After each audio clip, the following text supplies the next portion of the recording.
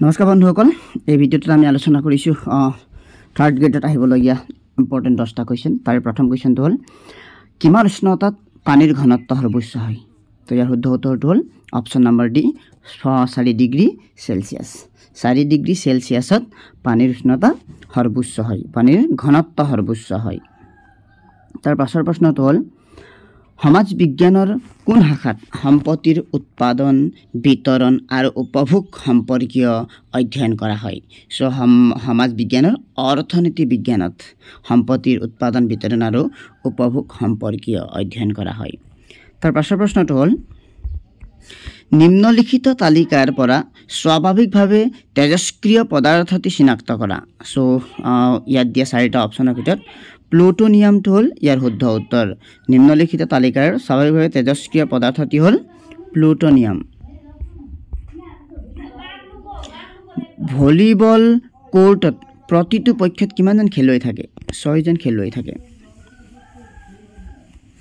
নিম্নলিখিত নদীসমূহৰ কোনখন নদীৰ উৎপত্তি হিমালয়ৰ পৰা নহয়? গংগা। গংগাৰ উৎপত্তি হিমালয়ৰ পৰা নহয়। 1 জানুৱাৰী 2022 সাপেক্ষে অসমৰ বিত্তমন্ত্ৰী কোন আছিল? সো 1 জানুৱাৰী 2022 সাপেক্ষে অসমৰ বিত্তমন্ত্ৰী আছিল অজন্তা নেওগ। আৰু অজন্তা নেওগ হ'ল প্ৰথম মহিলা বিত্তমন্ত্ৰীও। সো এয়াই হয়, ইয়াৰ আগত অসমৰ মহিলা বিত্তমন্ত্ৰী নাই। 31 মাৰ্চ 2022 সাপেক্ষে অসমৰ মুঠ জিলা কেইখন আছে? সো 35খন আছিল।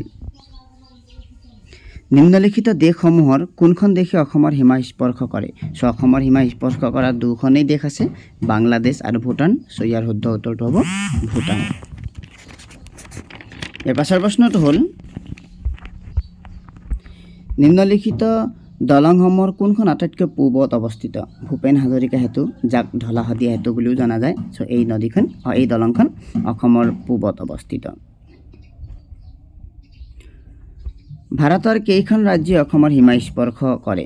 সো ভাৰতবৰ্ষৰ 7খন ৰাজ্যই অসমৰ সীমা স্পৰ্শ কৰে। ইয়াৰ ভিতৰত হ'ল ৱেষ্ট বেংগল, অৰুণাচল প্ৰদেশ, মেঘালয়, ত্ৰিপুৰা, নাগালেণ্ড, মণিপুৰ আৰু মিজোৰাম। সো আজি 10টা কুৱেশ্যন আলোচনা কৰিছোঁ। ইয়াৰ পাছৰ ভিডিঅ'টোত আৰু 10টা কুৱেশ্যন আলোচনা কৰিম। সো আপোনালোকে চেনেলটো ছাবস্ক্ৰাইব কৰিবলৈ নাপাহৰিব। ধন্যবাদ।